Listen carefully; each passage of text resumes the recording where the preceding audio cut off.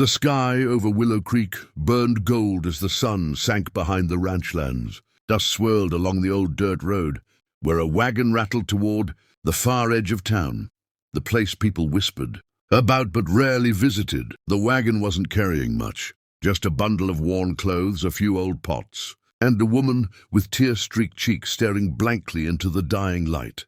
Her name was Martha Bell, the widow they'd all stopped speaking to since her husband's death last winter. She'd been called many names: the fat widow, the unlucky one, the burden.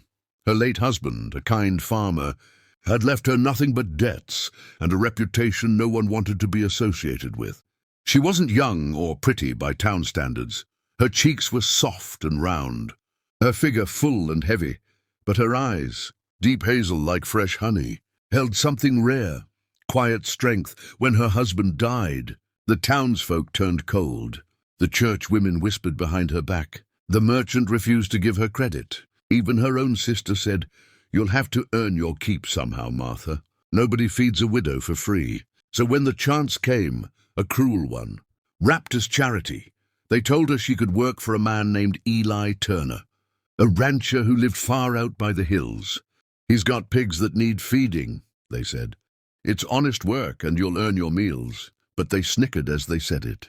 Everyone knew Eli Turner was the loner of Willow Creek, a man said to have lost his family in a storm years ago. He rarely came into town, and when he did, he spoke little. Folks called him the ghost rancher. So they sent Martha there, not out of kindness, but to get rid of her. The wagon creaked to a stop before a vast stretch of fenced land. The wind carried the smell of hay and soil. Pigs grunted behind a wooden pen, and beyond them stood a weathered ranch house with smoke curling from its chimney. So the driver climbed down and gestured at her trunk. "This is it," he muttered. "Mr. Turner's place."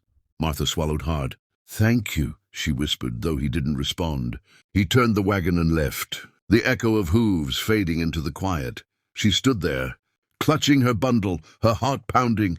For a moment she thought of turning back, walking the long road to nowhere. But then a door creaked open. A tall man stepped out, framed by the last rays of sunset. Broad shoulders, worn hat, faded shirt, dust on his boots. His beard was short but unkempt, his eyes a stormy grey. He looked at her as if trying to place what sort of creature had wandered onto his land. "You're the one they sent?" His voice was deep, low, almost reluctant. "Yes, sir," she said, forcing herself to stand tall. "They told me you needed help with the pigs." He studied her for a long moment, then nodded toward the pen. "They eat at sunrise and again before dark. You feed 'em, clean their troughs, and keep the gates shut. You'll sleep in the small room by the barn." Martha nodded quickly. "Yes, sir." He turned and walked back inside without another word. That night, as the stars filled the sky, Martha sat on the edge of her cot, her hands trembling. The room smelled of hay and old wood, and though her body ached from the long ride, her mind raced with fear.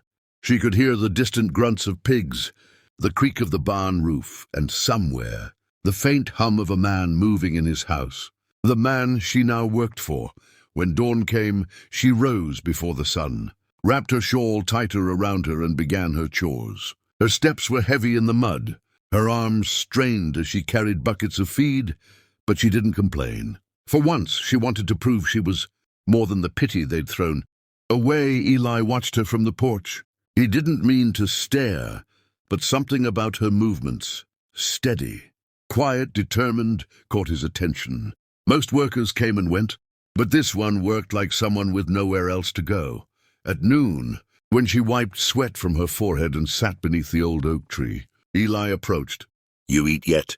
he asked, holding out a plate of cornbread and smoked meat. She blinked in surprise. "Oh, no, I was going to cook later." He set the plate beside her.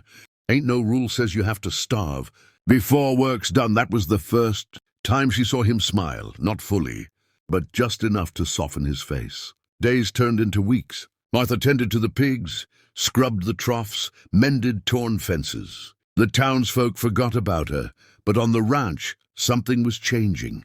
Eli began talking more, not much, but enough to share little pieces of his life. He told her about his wife, who died 5 years ago in a storm that destroyed half the ranch, about how he'd buried his dreams alongside her. Since then, he said quietly, I just keep the land alive. Not myself. Martha listened, her heart aching. She didn't pity him, she understood him. Loss was a language she spoke fluently. One evening, as they worked side by side fixing a broken gate, their hands brushed. She froze, her breath catching. He didn't move away. For a moment, silence wrapped around them, heavy, unspoken.